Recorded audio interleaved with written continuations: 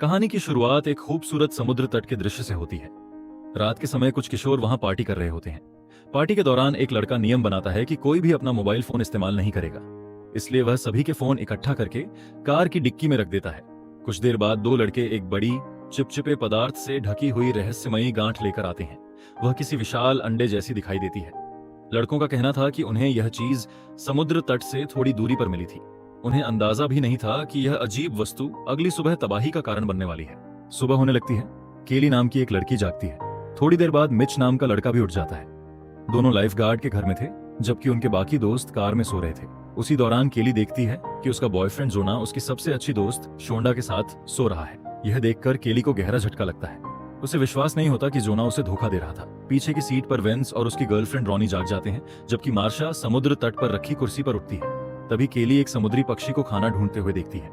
अचानक वह पक्षी रेत के अंदर खिंच जाता है और गायब हो जाता है। मार्शा जो अभी पूरी तरह जागी नहीं थी, कुर्सी से उतरने लगती है। केली तुरंत उसे रेत से दूर रहने के लिए चिल्लाकर चेतावनी देती है, लेकिन तब तक देर हो चुकी होती है। जैसे ही मार्शा रेत पर कदम रखती है, उसे महसूस होता है कि उसके पैर भारी हो गए हैं। ऐसा लगता है मानो कोई अदृश्य ताकत उसे नीचे खींच रही हो। सभी दोस्त घबरा जाते हैं। वेंस तुरंत उसकी मदद के लिए कार से कूद पड़ता है, लेकिन जैसे ही वह रेत पर पहुंचता है, उसके पैर भी भारी हो जाते हैं और वह भी रेत में धंसने लगता है। कुछ ही क्षणों बाद रेत के नीचे छिपा कोई जीव उसके चेहरे पर हमला कर देता है। उसका चेहरा बुरी तरह घायल हो जाता है और खून बहने लगता है। जल्द ही वेंस और मार्शा दोनों रेत में समा जाते हैं और हमेशा के लिए गायब हो जाते हैं। अपने दो दोस्तों को खोने के बाद सभी सदमे में आ जाते हैं।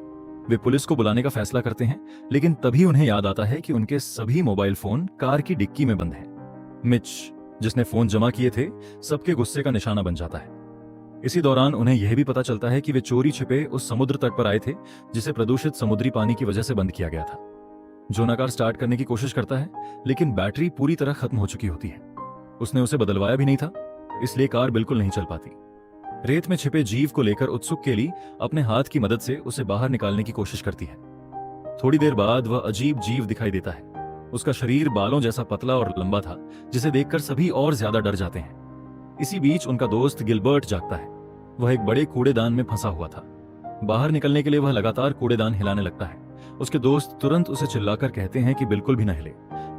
जब उसे रेत में मौजूद उस रहस्यमयी खतरे के बारे में बताया जाता है और यह पता चलता है कि उसके दो दोस्त मर चुके हैं, तो वह बुरी तरह घबरा जाता है। आखिरकार उसे उसी कूड़ेदान के अंदर फंसे रहना पड़ता है।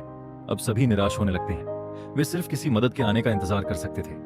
रॉनी, जिसने अपना बॉयफ्रेंड खो दिया था, अपनी मां के नाम एक पत्र लिखती है।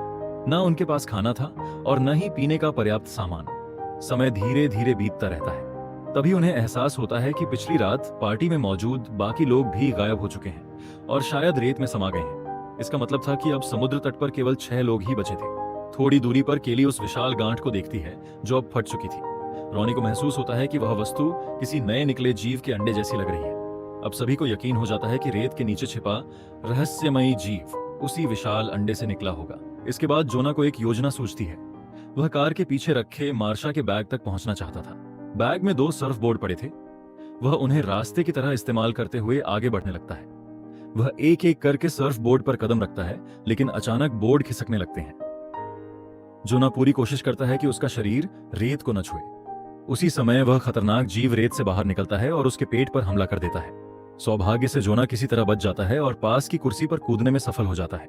हालांकि उसके पेट पर गहरा घाव हो चुका था।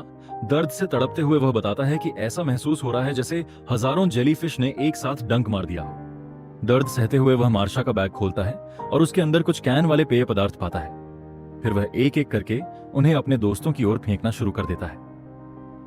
जोना ने बैग में मिले पेय पदार्थ अपने दोस्तों की तरफ फेंकने शुरू किए।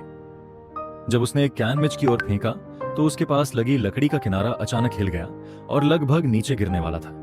इस बीच जोना की पेट की चोट लगातार खराब होती जा रही थी। घाव में संक्रमण फैलने लगा था और दर्द असहनीय हो चुका था। वह कुर्सी पर लेटा हुआ दर्द से कराह रहा था। अब 5 दोस्तों के सामने सबसे बड़ा सवाल यही था कि वे इस समुद्र तट से जिंदा कैसे निकलेंगे। मदद बुलाने का एकमात्र तरीका कार की डिक्की में रखे मोबाइल फोन तक पहुंचना था। रॉनी ने हिम्मत जुटाई और कार के बम्पर पर पैर रखकर डिक्की खोलने की कोशिश की, लेकिन जैसे ही डिक्की खुलने लगी, अचानक एक गश्ती वाहन का हॉर्न लगातार बजने लगा। घबराहट में रॉनी का संतुलन बिगड़ गया और उसकी दाहिनी उंगली डिक्की में फंस गई। गाड़ी में आया व्यक्ति एक लाइफगार्ड था। उसने हैरानी से पूछा कि आखिर ये लोग बंद पड़े समुद्र तट पर क्या कर रहे हैं।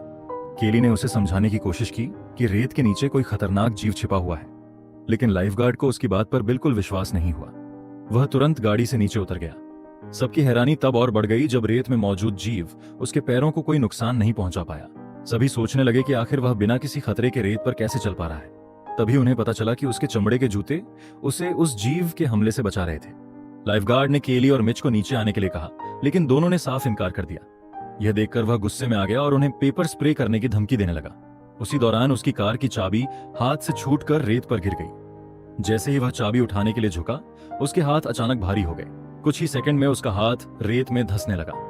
वह घबराकर रेत से निकल रहे जीव पर पेपर स्प्रे करने लगा, लेकिन तब तक बहुत देर हो चुकी थी। उसके हाथ का एक बड़ा हिस्सा बुरी तरह क्षतिग्रस्त हो गया और खून बहने लगा। कुछ ही पलों बाद वह भी रेत में खिंच गया और हमेशा के लिए गायब हो गया। इस भयानक घटना के बाद केली और उसके दोस्तों को समझ आ गया कि अगर उन्हें बचना है तो जूते पहनकर किसी तरह इस जगह से निकलना होगा। तभी शोंडा ने अपनी तौलिया मिच की ओर फेंकी, लेकिन लकड़ी का सहारा कमजोर होने के कारण मिच संतुलन खो बैठा और नीचे गिर गया। रेत पर गिरते ही छिपे हुए जीव उस पर टूट पड़े। उसके हाथ और पैर धीरे धीरे रेत में समाने लगे। उसके दोस्त सिर्फ बेबसी से यह सब देखते रह गए और कुछ नहीं कर सके।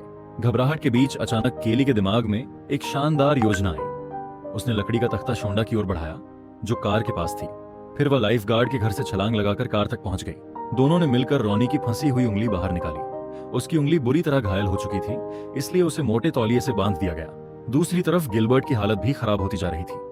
उसका शरीर जिस जगह दबा हुआ था वहां से खून बहने लगा था। इसके बाद केली और शोंडा ने लकड़ी का तख्ता रखकर जोना तक पहुंचने का रास्ता बनाया। शोंडा बहुत सावधानी से संतुलन बनाते हुए आगे बढ़ी और सुरक्षित पहुंच गई। फिर केली भी उसी रास्ते से गुजरने में सफल रही, लेकिन जब रॉनी की बारी आई तो उसका पैर फिसल गया और वह सीधे रेत पर गिर पड़ी। अगले ही पल रेत के नीचे छिपे जीवों ने उसे पकड़ लिया और देखते ही देखते वह रेत में समा गई। इसी दौरान किसी को पता भी नहीं चला कि वही जीव गिलबर्ट के कूड़ेदान के अंदर पहुंचने की कोशिश कर रहे थे। शोंडा को अचानक मिच की बताई हुई बात याद आई और उसने गश्ती गाड़ी तक पहुंचने का फैसला किया। उसने अपने पैरों पर तौलिया कसकर लपेटी और पूरी ताकत से दौड़ पड़ी। किस्मत से वह सुरक्षित गाड़ी तक पहुंच गई, लेकिन गिलबर्ट की किस्मत उसका साथ नहीं दे सकी। उसने धीरे धीरे मुंह से खून उगलना शुरू कर दिया। असल में जीव कूड़ेदान के नीचे छेद बनाकर अंदर पहुंच चुके थे। कुछ ही क्षणों में गिलबर्ट भी रेत में खिंच गया और गायब हो गया। उधर शोंडा गाड़ी तक पहुंच तो गई थी, लेकिन उसका संतुलन बिगड़ गया और उसका सिर टकरा गया, जिससे वह बेहोश हो गई। अब केली और जोना के पास इंतजार करने के अलावा कोई रास्ता नहीं था। रात हो गई। कुछ समय बाद शोंडा को होश आया। उसने गाड़ी की छत पर एक लाइफ बोट रखी हुई देखी। बिना समय गंवाए उसने उसे नीचे फेंका और फुला लिया। इसके बाद वह किसी तरह केली और जोना को अपने पास ले आई। जब वे गाड़ी तक पहुंचे तब तक जोना की हालत बेहद गंभीर हो चुकी थी। अचानक रेत के भीतर से एक विशाल जीव बाहर निकला। उसका आकार किसी विशाल ऑक्टोपस की चमकती हुई भुजाओं जैसा था। अंधेरे में उसका शरीर डरावनी रोशनी बिखेर रहा था। कुछ ही पलों में उसकी भुजाएं केली पर हमला करने लगी। तभी केली को आखिरी उपाय सूझा। उसने पेट्रोल से भरा एक टैंक उठाया और रेत की सतह पर पेट्रोल फैला दिया। अब उसे समझ आ गया था कि इस जीव को खत्म किए बिना बचना संभव नहीं है। उसने माचिस जलाई और आग लगा दी। कुछ ही सेकंड में पूरा क्षेत्र आग की लपटों से भर गया और वह भयानक जीव जलने लगा। केली किसी तरह गाड़ी के अंदर पहुंचने में सफल रही और हमले से बच गई, लेकिन जोना की हालत अब जवाब दे चुकी थी। वह अपने घावों के कारण दम तोड़ देता है। केली उसकी हथेली को आखिरी बार चूमती है और भावुक होकर उसे अलविदा कहती है। अगली सुबह अचानक कोई व्यक्ति गाड़ी की खिड़की पर दस्तक देता है और उन्हें जगाता है। हैरानी की बात यह थी कि वह व्यक्ति भी रेत पर आराम से खड़ा था और उसे कोई नुकसान नहीं हो रहा था।